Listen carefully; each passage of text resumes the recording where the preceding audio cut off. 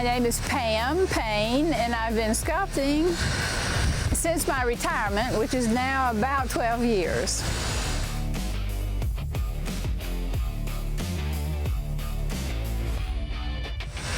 Sometimes, if I'm wanting to work in the abstract, the stone chooses me.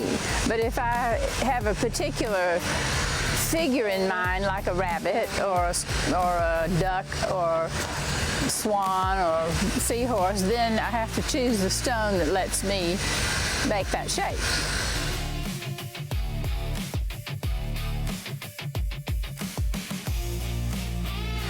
It surprises me how much fun it is, for one thing, and how absorbing an activity it is. I mean, when I'm working on the marble, the whole world goes away, and it's just me and the marble.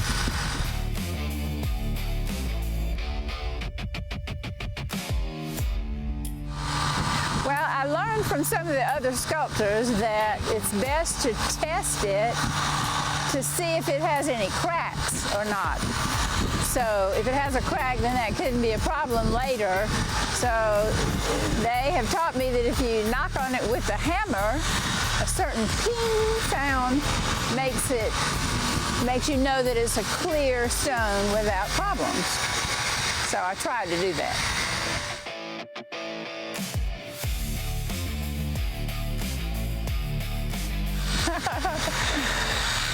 Well, I think, you know, when I've done painting, it's much harder to know when to stop.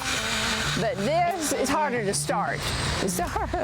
It's easier to stop, I have to say.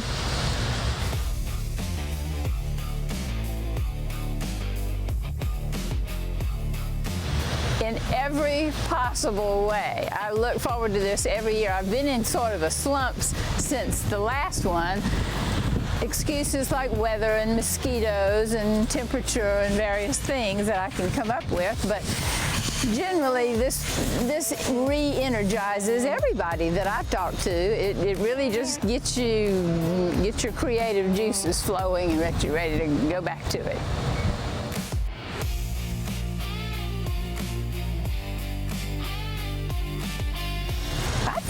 I think it's really important. I don't know of any other place in the United States that does this. To have the stone to work with, to have a place to work, have the electricity, to have the compressed air, to have treats from the community, and to have the comradeship of other sculptors of varying degrees of skill. So all of that, I learn things every time I come, and I love that.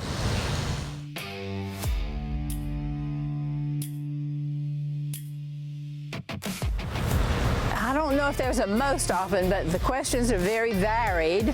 There's a little girl right now who came up to me and was studying my rabbit this year and asked about it, and I asked her if she would like to help me make the rabbit, and she said yes, but how? So I handed her my sanding pad and I said, you could help make the rabbit smooth, and she really wanted to do that, so she's doing it right now. She is sanding my rabbit and having a wonderful time.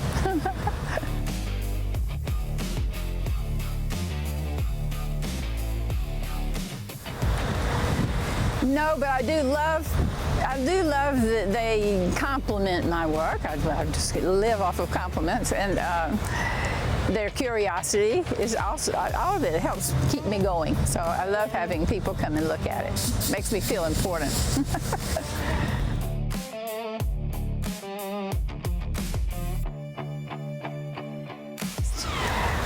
It's taught me that I have a lot to learn, and I have a lot to learn from others. I have just learned techniques and skills and process and how to evaluate a piece of stone itself before I even begin, and how long it takes. Some people really put a lot of detail into their work, and others don't. I'm one of the don'ts. So I kind of like a little bit of smoothness to the piece in the end.